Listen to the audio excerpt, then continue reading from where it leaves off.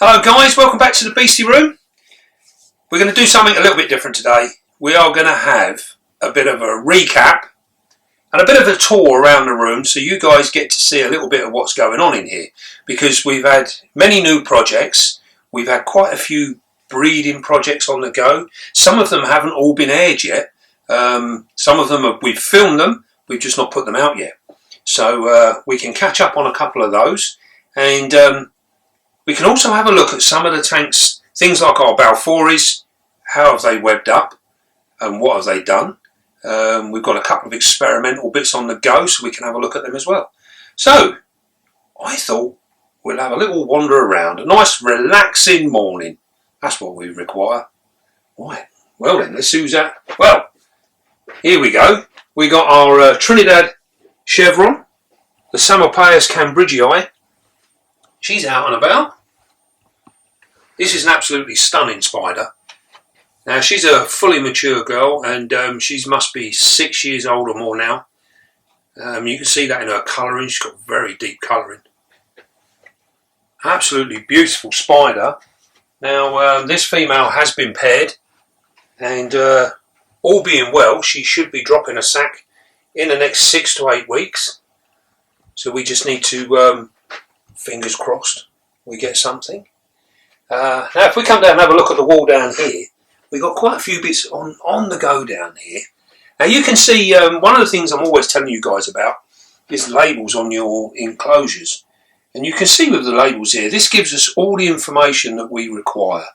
So we got an Aminia in here. Now this is a female that we bred ourselves, although you can't see her. And the reason being because she is tucked away back there with an egg sac. So she's hidden away with an egg sac. So we put our information down on here. So we paired her on the 29th of the 1st, and we noticed she had an egg sac only yesterday. So there you go. All your information is there. This is what we do. So now we come down the wall a little bit. Here we have some of our versicolors.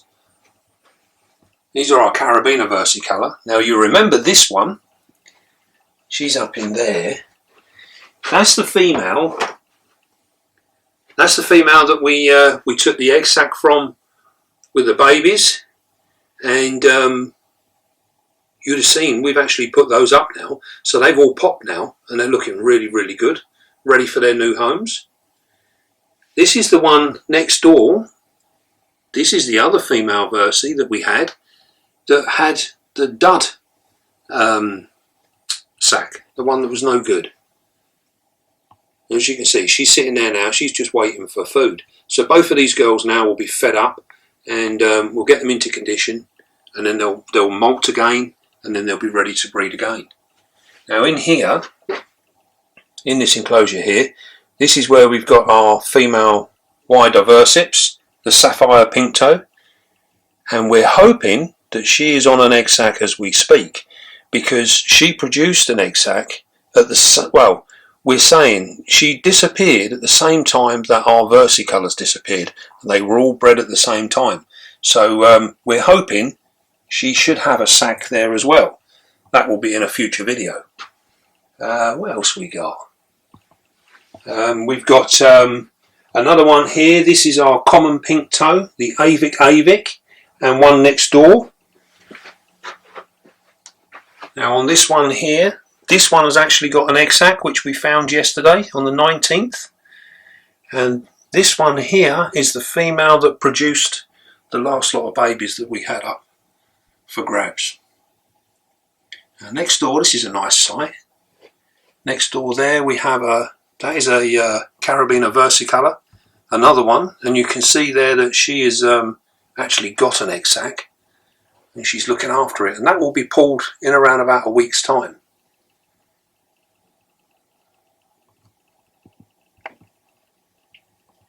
So we're having a rather good run of luck with our versicolors. Up on the top here, this is our Machala Fuego. You can see how she's continuously webbing up here. Looks amazing. They do stunning webs. we're desperately looking for a male for her. They're very hard to come by. Now if we come down the wall a little bit, and in here, this is a breeding enclosure for our P. metallicas, and that's the male that you were looking at there, and then this is the female. Absolutely gorgeous spider. As you can see, they're sitting outside, so we often see posts coming up on Facebook and what have you that these guys are very light sensitive.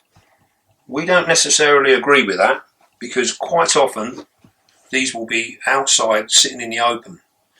Now this enclosure that they're in, you'll notice that is very, very bare. There's not a great deal of space or hiding in there, but they can, if they want, get tucked behind that bark, and it's dark behind there. So they can hide away if they want to. The reason we keep it bare is because purely we want to give our males the optimum amount of space in which to pair. So what we would have done, we would have put our metallicas in here. The female would have gone in first. We would have put her in for about a week, and then we introduce our male, and then he will cohabit with her for around about 2 weeks or so. Now this is all dependent on whether we see him make a sperm web. If he makes a sperm web, there's a very, very good chance he's actually paired with her and he's reloaded his pedipalps. And this is how we can tell whether they've done the deed or not, because 9 times out of 10 these guys tend to do everything in the dark. We don't really get to see it, so it's a little bit difficult to keep an eye on. Right, now if we come over on the other side of the wall, we've got a few more bits going on over here. This is, if we start at the bottom, I think. Down in here, this is our Theraphosa Sturmi. This is an adult female, and you'll see there the entrance to her burrow. She's just starting to web the entrance up. She is absolutely huge at the moment. She's fit to burst. So we're hoping any time now, in the next week or so, she should produce an egg sac. Now you'll see there, if you remember when we done this enclosure, you can see it's actually grown in now. Our moss is growing, our plants are doing well, the ivy does very well. Our plant by the water bowl is not doing so well. That's a fern, and it's struggling a little bit. Now if we go next door, we can see here's our Geniculata, the giant white knee. And again, you can see there that her abdomen is starting to swell up. She has been paired. The video will be out soon. And we're just waiting now. We'll see what happens. Now an interesting thing here, this spider is does like a little bit of humidity, but we found that up where she's sitting now, it's dry most of the time. And this is where she spends the majority of her time. She really does like a dry area in which to sit. So quite an interesting thing. And you can see the plants again are doing well. Our ivies and everything, they're all growing really, really well. So we're very pleased with how this is all coming about. Now I think what we do is we can have a little look up on the next level up. Now there we go, look, that's a sexy bum, look at there. If we look in there, this is our female Machala. And as you can see, her abdomen is starting to swell up. We've seen the pairing video for her. And she is getting bigger and bigger. So hopefully it won't be too long and she will produce a sac. Now next door to that we've got the Nendep. Now this is a spider that is, it's a semi-fossorial spider, but this girl here spends an awful amount of her time sat out just like she is now. She's a very, very pretty spider. Very pretty. So we're just waiting for her to molt now, and then hopefully we can find a male.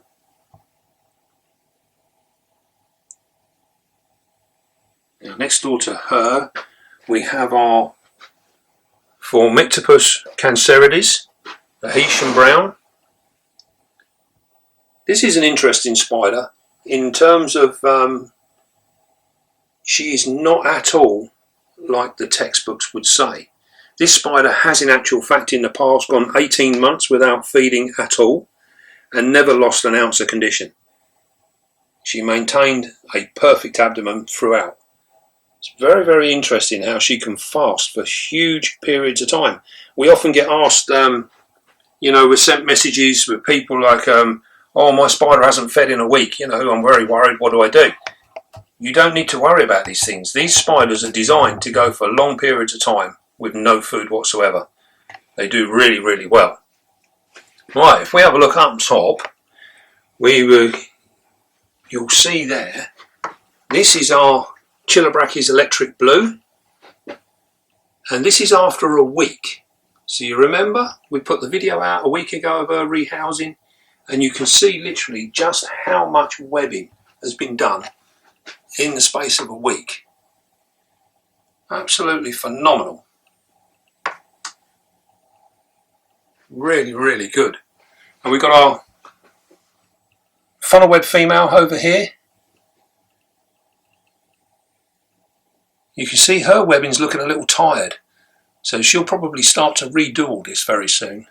We may well rehouse her into something larger so that we can see more extensive webbing. Tell us what you think in the comments. Maybe we should move her over and put her into a bigger enclosure and see just how she webs that up. Now, if we come next door, this is our Indian violet, the Chilebrakis Fimbriatus. And you can see she's fully webbed at the back there. She is in actual fact got an egg sac, and that will be due to be pulled next week. So fingers crossed, she's still got it. Once these guys actually drop a sac and we know it's there, we don't interfere with them then for at least 30 days minimum. Right, let's see what else we have. We can have a little look. Here's another, this is an interesting thing. Up here, this is where we've got a subadult female Theraphosa blondie. And you can see there how she's webbed the entrance to that cork bark. Now this is a sure sign she's actually molting as we speak. And often people ask, you know, when will I know if my spider's molting?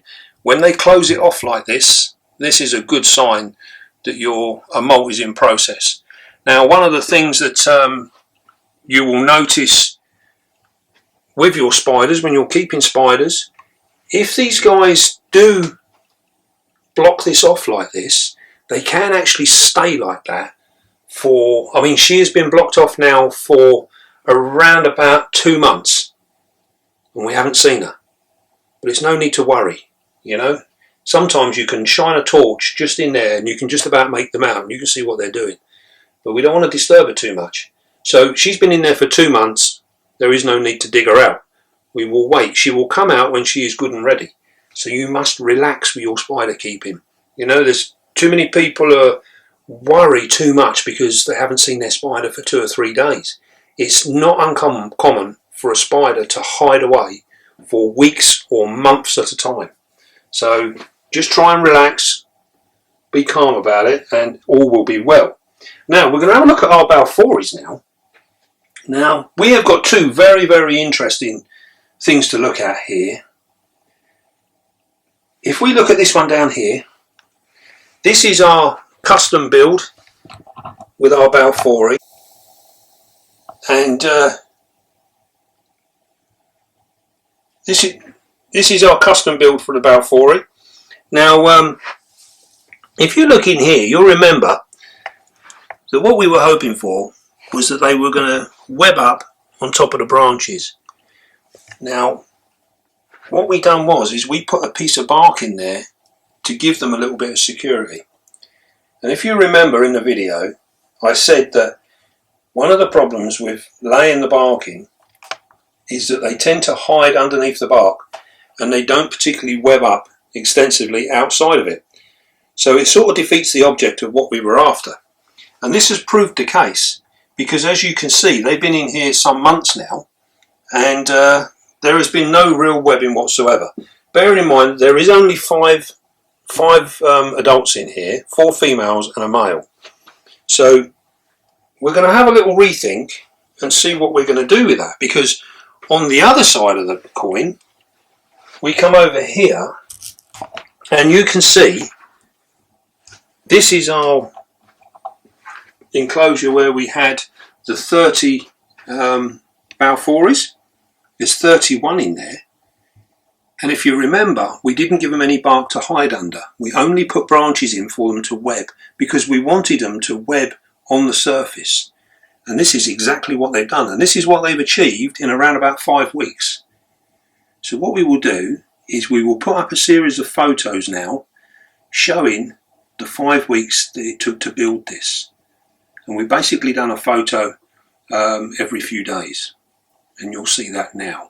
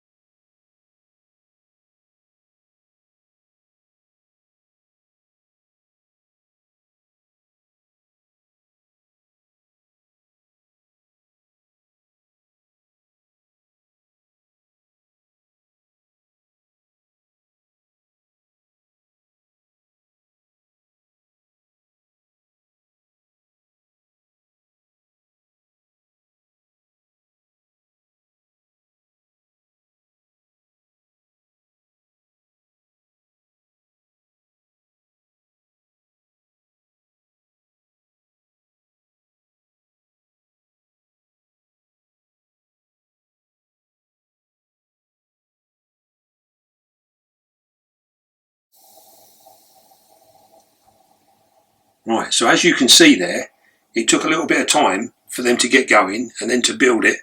And then what we've done is this is what they've achieved now.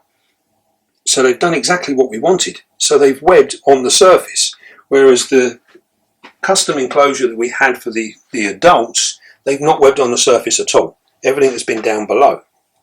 So what we're going to do is, what we want to try and do now is we're going to leave it up to you guys, the subscribers and the viewers.